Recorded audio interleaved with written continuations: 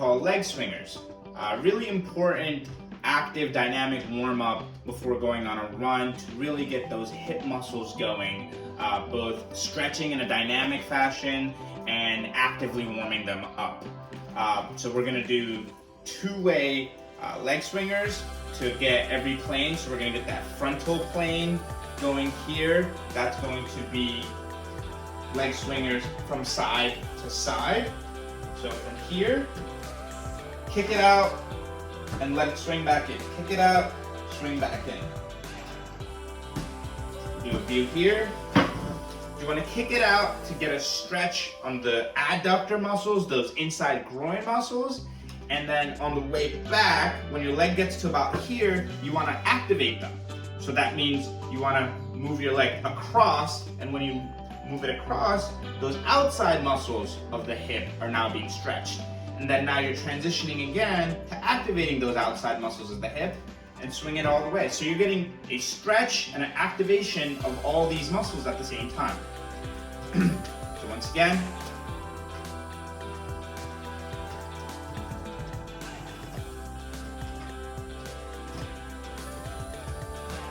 okay, and you want something to hold on to for balancing. Now we're going to do, that was the frontal plane. So muscles on the outside and the inside of the hip.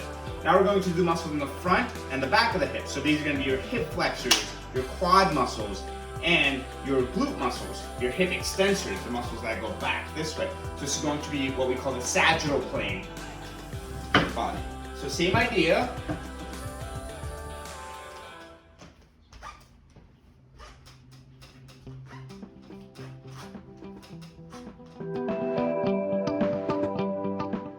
So we're gonna go over toe walking and heel walking. So toe walking is going to be important for these back muscles of the leg here. So that's when we pick up our heels. So these muscles, when we run, these are the gastrocsoleus muscles, two big muscles down here, which really support your body weight every step you take and prevent the legs from collapsing, but then also give you that spring back up to take that next step, the next swing phase, okay? So for the toe walking, you're going to raise your heels, get your balance going, and then just walk.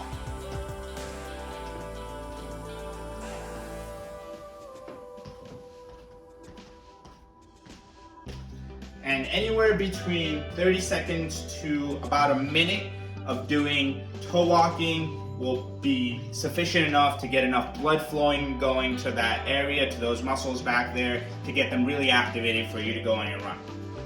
Okay, next we're going to do some heel walking. So the heel walking is going to be good for the front muscles of the legs, which are also called our dorsiflexors, which really pick up the toes with walking or running activities. So why are these really important? Well, when you run, you're bringing up your toes slightly every time during this phase we call the swing phase. And if you fail, if your legs or your foot fails to do that, what will happen is your toes will clip. Sometimes when we get really tired at the end of the run, our toes start clipping because those front dorsiflexor muscles are also pretty tired. So for these, just bring up your toes. Your butt might need to go back a little bit for balance sake, and you're just gonna walk.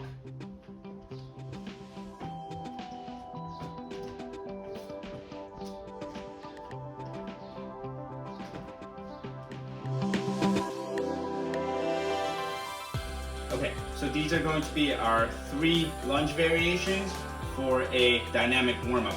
These are going to be important for placing your hips in 3 different positions that it'll have to work at, and where the hip stabilizers will have to work at. You know, you think about running being single planar, but everyday life with activities, our hips are in different positions. They're internally rotated, they're externally rotated, right? So these lunges will put them into those functional positions for warming up.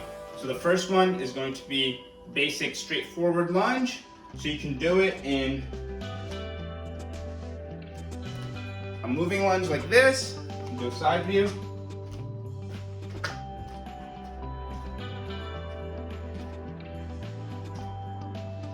or you could do it in a static lunge if you don't have room. Almost like a split squat there. Okay, the next one is going to be a lateral lunge. So for this, you could use a slider, you could use your socks, so I'll just do that. This is going to be pretty static. So you're gonna go out, out. So this is putting your hip in a little bit of that external rotation and also challenging those adductors, those inside thigh muscles. All right, the last one is what we call the curtsy lunge. That's going to put the hip in an internal position, so twisting inwards. So I'll do 2 views of that too. So it'll go in, come back, in, come back. Try to maintain your torso upright. And we'll do a side view.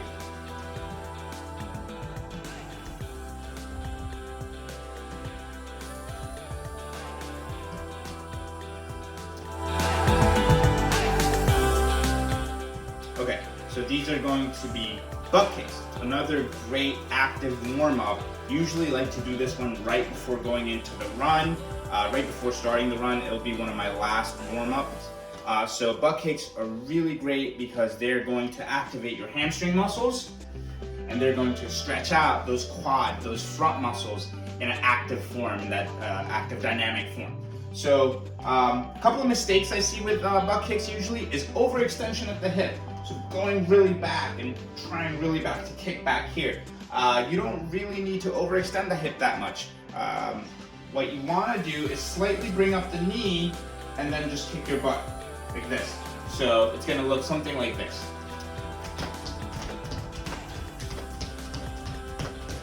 So notice I'm not going way back like this, right?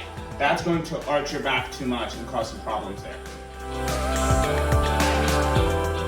So we're gonna go over high knees, another one of the great dynamic active warm-ups I like to do right before going on the run. So high knees are really gonna work on those front muscles, those hip flexors, and really work on driving your knees up. And they're also going to work on stretching out this back glute compartment a little bit.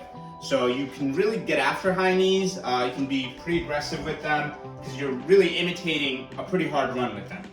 So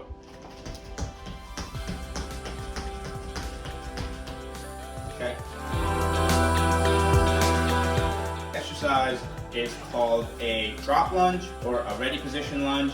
The purpose of this exercise is to get your joints and your muscles to really accept your body weight as you're running or performing plyometric exercises.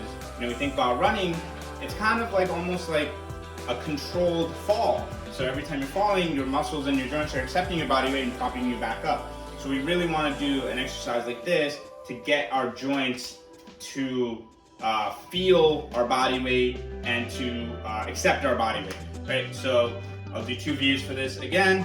So what you really want to do is go on your toes and then just drop, right? So go on your toes and then just drop. Go on your toes and drop. So we'll do side view from here. And it's going into a lunge position.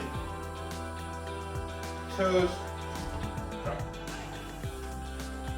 Toes, drop. And it's really combining a lot of the exercises that we've already done, right? So things like the toe walking or the lunges that we did, part of our lunge matrix, puts it all together.